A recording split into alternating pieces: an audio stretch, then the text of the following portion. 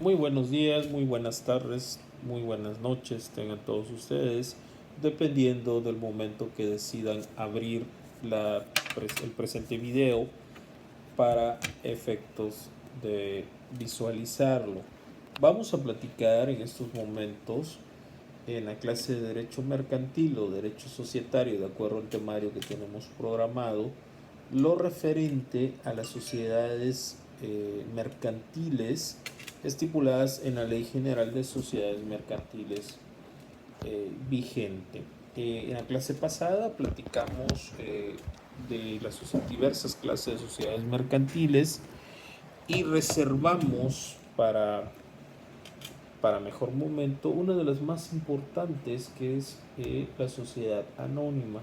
Históricamente en México la sociedad anónima ha tenido una relevancia muy pronunciada, toda vez que es la que comúnmente se usa en todas las operaciones de carácter mercantil. Es decir, cuando se crea una sociedad mercantil, se recurre a la forma de sociedad anónima. Es la más solicitada, la más socorrida, por lo cual es la que debemos estudiar más y poner mayor énfasis en su estudio.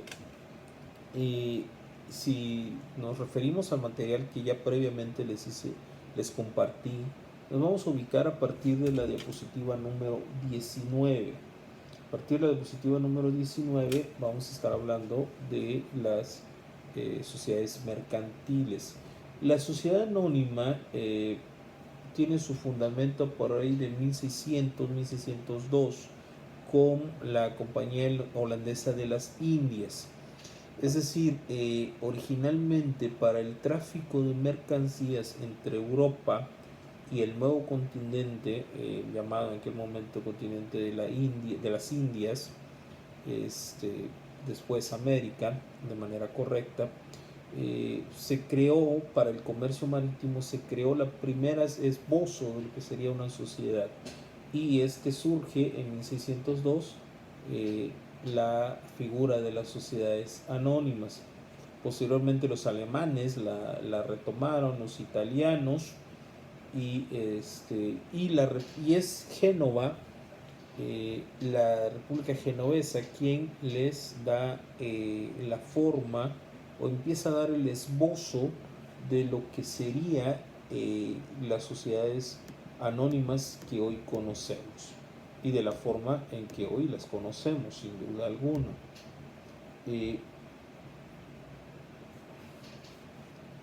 Siguiendo con la lectura de las diapositivas, tenemos que la sociedad anónima es una sociedad de tipo de capitales en oposición a la sociedad de personas. Existe con su abreviatura SA. En la sociedad anónima, lo importante no son las personas en un inicio, son las acciones, es decir, el capital eh, que, que se invierte en esa sociedad. Y los nombres de los participantes dejan de tener importancia, porque por eso se toma un nombre distinto. Es decir, a diferencia de las otras sociedades que habíamos estudiado, el nombre colectivo se toma el nombre de los socios. Aquí no, aquí se adopta un nombre nuevo, ocultando en lo que ahora se llama velo corporativo el verdadero nombre de los socios. Por ejemplo, si Pedro López y Juan Sánchez y Hermenegildo Flores deciden abrir una empresa, pero ellos no desean que se sepa que ellos son los accionistas o los dueños, a su nueva empresa le van a llamar Productos Petroleros SA, es decir, Sociedad Anónima. El capital invertido se divide en acciones, es decir, se determina el capital y a cada acción se le otorga un valor. Es decir, por ejemplo, si el capital social que cada uno de los socios aporta llega a 100 pesos, y son 100 pesos, y se decide que serán 10 acciones, cada acción tendrá un valor de 10 pesos. Entonces, multiplicado 10 por 10 nos da el número 100. Entonces, cada acción valdrá 10 pesos y la suma de todas las acciones llegará a sumar el capital total. Y esas acciones, desde luego, son traficables, son vendibles, es decir, cada acción puede ser vendida, cada acción puede ser comercializada en el precio de capital. Aumenta el capital, aumenta el valor de las acciones, disminuye el capital, disminuye el valor de las acciones. Entonces, tenemos que lo importante que es el capital se le asigna acciones, a las acciones se le asigna un valor relativo al capital o correspondiente al capital, y esas acciones son negociables o traficables o comerciales, como ustedes lo quieren mencionar. Es requisito indispensable que cuando menos en ese tipo de sociedad existan dos socios. Y de hecho es bastante lógico. ¿Por qué? Porque pues, no es posible armar una sociedad con uno mismo. Entonces no sería una sociedad, sería una actividad empresarial de una sola persona. Entonces se supone que una sociedad es la reunión de dos voluntades, es decir, cuando menos dos voluntades. O sea, no puede existir una sociedad con un solo socio. La ley no lo contempla y la lógica jurídica tampoco lo contempla. Entonces, ¿para qué abres una sociedad si no el único socio eres tú? Aunque tengo que especificar que en la práctica comúnmente así se venía haciendo. Una persona con el capital suficiente quería hacer una empresa y utilizaba lo que comúnmente se llama como prestanombres y pues armaba su empresa. El problema se generaliza cuando estos prestanombres o estas personas a los cuales solo, usando la palabra, pues solo prestaron su nombre para estar ahí, reclaman derechos que legalmente le corresponden. Entonces ahí tenemos un verdadero problema. Esto se ha venido atenuando, ha venido disminuyendo debido a el endurecimiento de las prácticas fiscales. Las prácticas fiscales han sido cada vez más rígidas, de tal forma que si tú perteneces a una sociedad anónima, Hacienda o la Secretaría de Hacienda y Crédito Público te pide que declares tus ingresos por la sociedad anónima. Entonces, aquella persona que no tenga realmente una utilidad o un capital social en una sociedad anónima, Hacienda le va a requerir primero que acredite, por ejemplo, el valor de sus acciones. Es decir, si tienes acciones, tienes 10 acciones de a 10 pesos cada una, o sea, tienes 100 pesos, o tienes 8 acciones, 80 pesos, Hacienda lo primero te va a preguntar de dónde sacaste esos 80 pesos y te los va a declarar como ingreso. Por lo tanto, tendrás que pagar impuestos de ingreso y SR cuando menos sobre los 80 pesos que tú declaraste que pusiste en una sociedad. Y ahorita con el uso de la plataforma del SAT, la plataforma es imposible pues que no aparezca evidencia. Entonces esa práctica de utilizar prestanombres cada vez ha ido disminuyendo debido al rigor que ha implementado la Secretaría de Hacienda y Crédito Público para fiscalizar los ingresos. De tal forma que hoy en día, cuando formas una sociedad, debemos estar todos conscientes que esa sociedad primero es pública porque pasa definitivamente a través del registro público de la propiedad del comercio. Segundo, sus capitales son declarables, el notario tiene que declarar. Tercero, la Secretaría de Hacienda y Crédito Público ya te pide la exhibición del capital en un plazo perentorio, lo tienes que exhibir. Y tercero, vas a pagar impuestos por ese capital. Entonces, si es una simulación, pues no te va a ayudar y sí te va a perjudicar. Ahora bien, si es todo lo contrario, también te puede servir porque el capital que tú aportes a la creación de una sociedad, ese capital definitivamente es deducible, es decir, acreditas el ingreso y lo deduces porque dices, bueno, yo ya no tengo esos 80 pesos, yo lo invertí en una sociedad y esa sociedad pues no tiene ingresos o hay pérdidas o X, entonces es posible usarlo en su beneficio, pero pues para eso tienes que estar consciente que hay un tema fiscal muy marcado. ¿Okay? La constitución, las sociedades anónimas se constituyen ante un contrato y ese contrato necesario y forzosamente tiene que estar protocolizado. ya sea por un notario público, un corredor público, o un notario o un corredor público. Es decir, no es posible formar una sociedad anónima si no existe la protocolización de esa sociedad. Y el primer acto que se lleva en una protocolización es la Asamblea General Constitutiva, que es la asamblea, su nombre lo dice. Recordemos que una asamblea es una reunión de personas. Entonces, ¿quiénes se reúnen? Pues se reúnen los socios.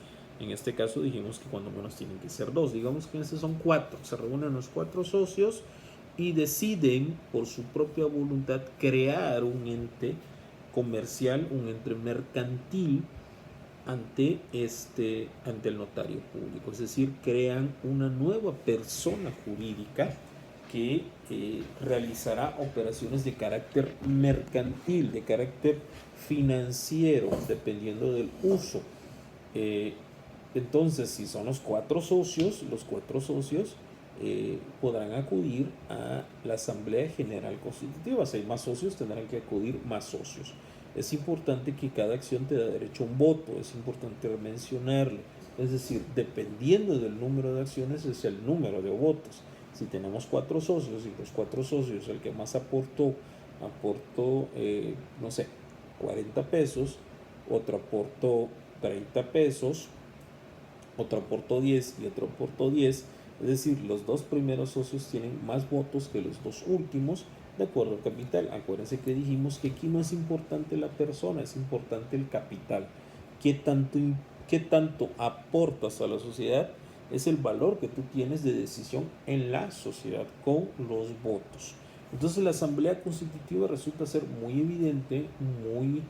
evidentemente, que reviste de una importancia primordial. Las asambleas, la constitutiva, las ordinarias y las extraordinarias, son importantes, y de nuevo cuenta volvemos al mismo tema. Generalmente se constituía una sociedad y jamás había una asamblea porque solo era un dueño, solo era una simulación. Hoy en día es necesario celebrar asambleas de socios, muy necesario, es importante que se celebren. Entonces, como dato importante, si ustedes en algún momento les toca asesorar a alguna empresa o empresario, requiérale que es primordial la celebración de asambleas. Es primordial, es esencial para el funcionamiento de la sociedad, porque la sociedad toma sus decisiones con la mayoría de los votos. Entonces, cualquier decisión tiene que pasar a través de una asamblea. Entonces tenemos que la Constitución es necesariamente ante federatario público, que sea notario público o corredor, y se requiere una asamblea constitutiva, que es la reunión de los socios y deciden crear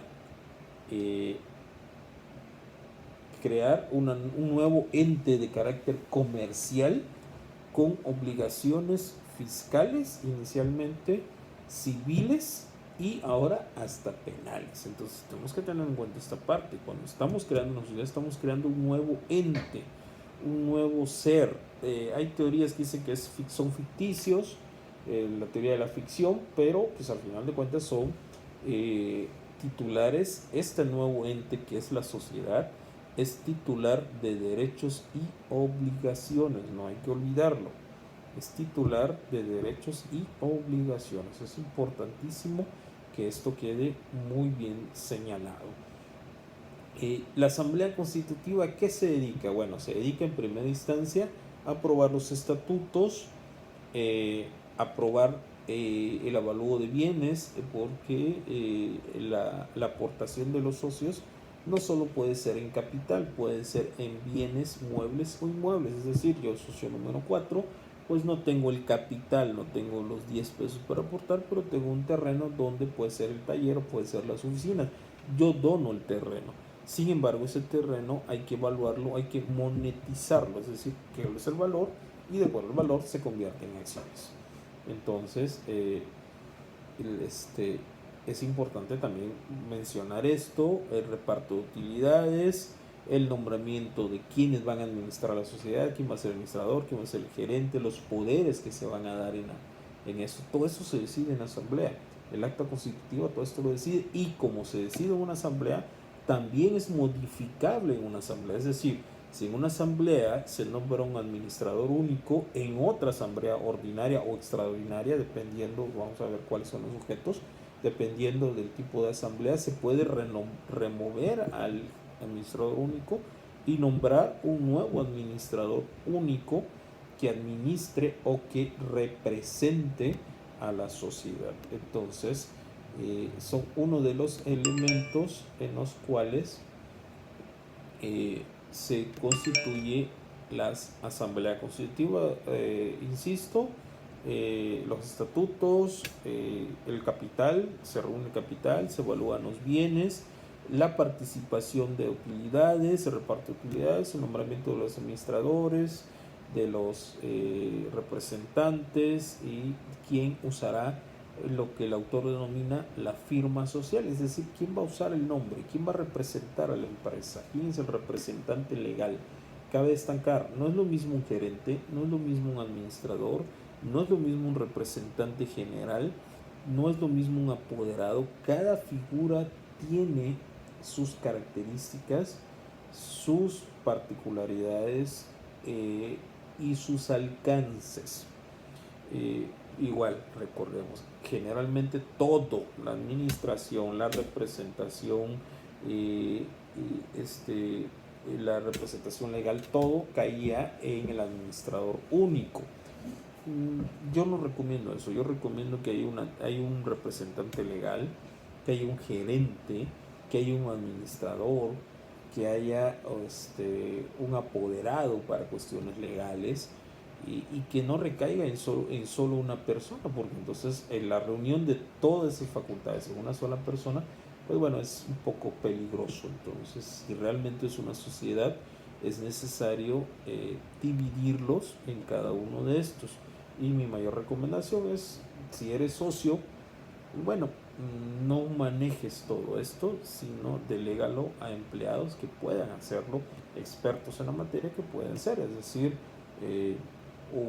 un abogado tiene que ser un representante legal, un administrador de preferencia tiene que ser quien administre, o sea, el gerente de administración.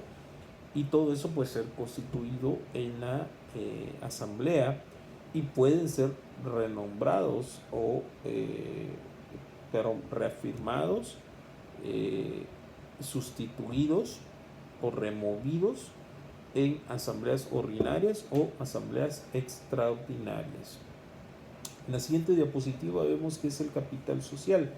Capital social es un concepto aritmético, básicamente es la aportación económica que los socios hacen al nuevo ente, en este caso a la sociedad. Es el patrimonio de la sociedad, es con la que la sociedad va a trabajar y va a realizar sus negociaciones mercantiles, financieras, es decir, el dinero con el que cuenta para ejercer el comercio. Recordemos que las empresas son eminentemente actos de comercio, son eminentemente dedicadas al comercio, a las distintas formas de comercio, a las distintas formas de la actividad empresarial, de la actividad financiera. Crean dinero, manejan dinero. Si no vas a manejar dinero, pues entonces créate una sociedad civil. Una sociedad anónima es eminentemente mercantil. Entonces el capital social es el dinero que los socios aportan para que el nuevo ente comercial comience sus actividades financieras. Nos dice que el capital social tiene como las características de ser una unidad económica, debe estar determinado, tiene una estabilidad y se determina el incremento o el detrimento de dicho capital, es decir, se establece cuánto es el fondo mínimo que debe contar el capital social o cuánto es el fondo máximo que debe contar el capital social. Y recordemos que en cuestiones de responsabilidades, las sociedades anónimas, las sociedades mercantiles responden inicialmente en el capital. Entonces, si tenemos una empresa que tiene un capital social de, no sé, 1 millón de pesos, y se les otorgan contratos por 100 millones de pesos, pues obviamente si ese contrato no es ejecutado, la empresa no tiene cómo responder. Y pasa lo mismo, si tú estableces un capital social y dices que tienes 100 millones de pesos en capital social, firmas un contrato y resulta que no tenías esos 100 millones de pesos porque aún te dan tiempo para exhibirlo, aún hay tiempo, el tiempo es cada vez más corto. Hace unos años no tenías tiempo para exhibir el capital social, o sea, lo podías exhibir o no lo podías exhibir, nadie te lo requería. Entonces, si tú finges tener un capital social alto para obtener un contrato, tener diversas cuestiones, al final no ejecutas el contrato y el capital social no respalda el monto del contrato, pues cometiste fraude. Y es importante destacarlo. Entonces, el capital social es importantísimo. Por eso cuando hoy se contrata una empresa en el sector público, una empresa privada para que realice trabajos al sector público, lo primero que se pide es el monto del capital social y el monto debe estar correlacionado al monto del contrato adjudicado. Es decir, no puedes adjudicarte más de lo que puedes respaldar. Y segundo punto, cuando el capital social no respalda el monto de las obligaciones, es el capital personal de los socios quien deberá respaldar el monto de esas obligaciones. Entonces, la importancia del capital social es sumamente relevante. Es importante saber cuál es el capital social de una empresa y sobre todo constituirla. Ese capital social se va a convertir, insisto, en acciones. Las acciones generalmente son 100 y entre esas 100 se divide el número se divide el monto del capital social. Pueden ser más acciones, las asambleas pueden aportar más acciones, se pueden hacer más acciones. ¿Cuántas acciones? Tantas y cuantas sean absolutamente necesarias. Se establecen en múltiplos de 100, sin duda alguna, pero pueden ser tantas y cuantas sean necesarias. Mínimo deben ser 100 acciones y son fracciones del capital social que se dividen. Son negociables, son transables, son vendibles. Cualquier socio puede vender sus acciones, cualquier socio puede deshacerse de sus acciones. Y luego entonces cuando un socio vende todas sus acciones, entonces ya no es parte de ese capital.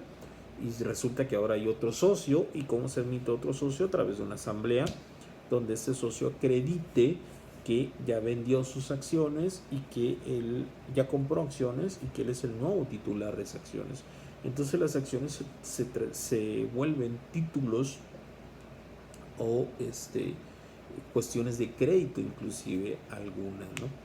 Y entonces representan el capital de la empresa establecida.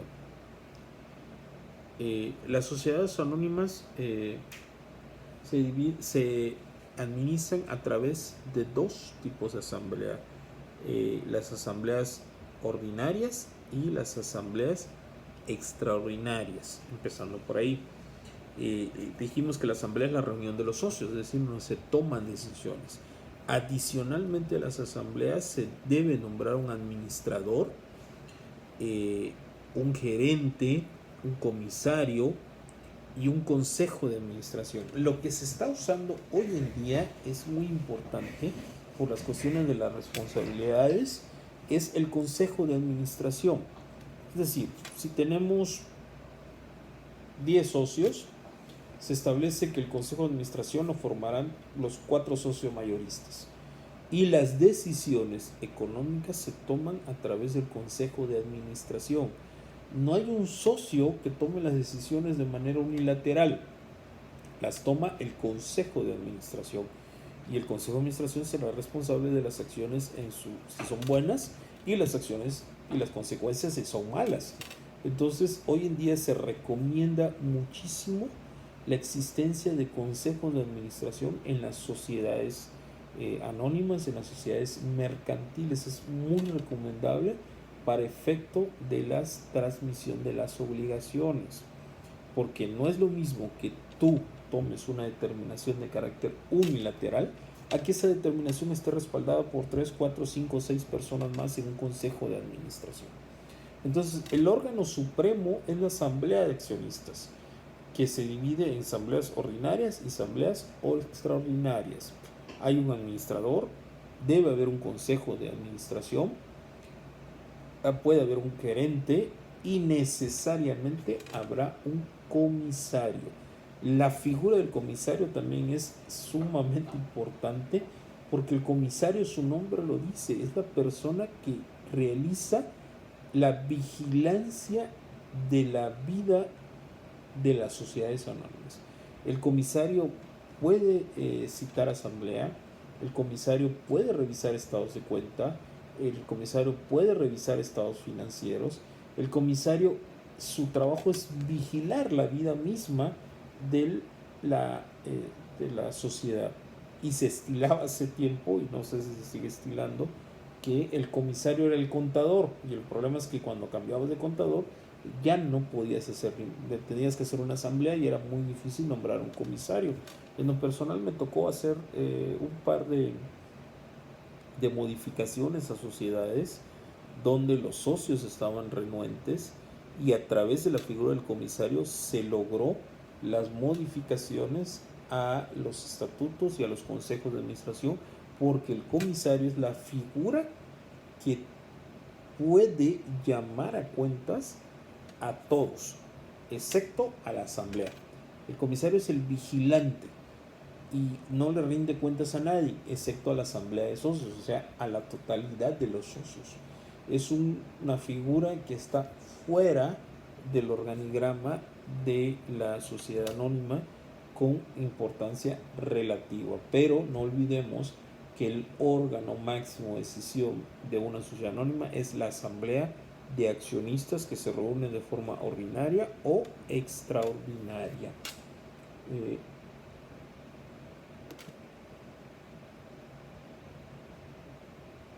Las asambleas ordinarias son las que están previstas en el acta constitutiva, es decir, ordinariamente cuando menos se deben reunir una vez al año, necesariamente. Así lo debe establecer la asamblea constitutiva para checar los estados de cuenta, estados financieros, etcétera. Entonces son las que están establecidas en la constitución de la empresa, y las asambleas extraordinarias son aquellas que no están contempladas en la constitución de la empresa. Entonces podrán ser tantas y cuales asambleas extraordinarias que sean necesarias para el funcionamiento de la empresa como tal. En la diapositiva 28 vemos las formas en las cuales se puede convocar a una asamblea. Requiere obviamente la notificación. La notificación tiene que darse a conocer en el domicilio de los socios con cierto tiempo de anticipación. Si los socios no son localizables, se tiene que publicar en los periódicos de mayor circulación, el periódico oficial. El lugar tiene que ser en el lugar del domicilio de la empresa. Tiene sus requisitos. No es posible convocar una asamblea de un día para otro. Digamos, no, pues voy a convocar una asamblea en el jardín del socio número 4. No se puede. La asamblea solo puede ser convocadas a través de anticipación y con el domicilio de la empresa, a menos que la mayoría de los socios en una asamblea anterior determinen que las asambleas pueden ser convocadas en otro lugar. Entonces sí traen unos requisitos muy importantes y es necesario la reunión de los socios para la toma de decisiones en cuanto a la marcha de las empresas. Y en asamblea se reúnen, toman decisiones, y ¿qué pasa? Bueno, esas decisiones se tienen que plasmar en un documento, se tienen que escribir en un documento. Hoy, pues con la nueva tecnología, con las nuevas realidades que tenemos, pues ya no tanto puede ser un material escrito, inclusive podemos hablar de un material videográfico, un video, una constancia, cualquier documento o medio tecnológico que documente las decisiones de los socios. Y esos documentos o esos medios tecnológicos deberán ser llamados actas. Tradicionalmente, insisto, eran por escrito. Sigue siendo así, sin embargo, ahorita con la nueva realidad que hay, los nuevos alcances de la tecnología, las asambleas pueden ser documentadas a través de videograbaciones en tiempo real, streaming que se conoce, videograbaciones no en tiempo real, grabaciones de audio y obviamente lo inicial, que es transcripciones en papel de las asambleas. Entonces, el órgano superior es una asamblea. Las asambleas se reúnen cuando menos una vez al año, que sean asambleas ordinarias, y extraordinariamente las veces que sean necesarias. Las decisiones se toman por mayoría de votos, no de socios. Recordemos que un solo socio puede tener más votos que los otros correspondientes. Un socio puede tener más votos. Entonces se toman por decisiones de votos, números de votos, y las decisiones que se toman en la asamblea son obligatorias. Entonces digamos que una asamblea se necesita una asamblea extraordinaria para cambiar al gerente de administración de una empresa porque se detectó que ese gerente está utilizando recursos de manera inapropiada.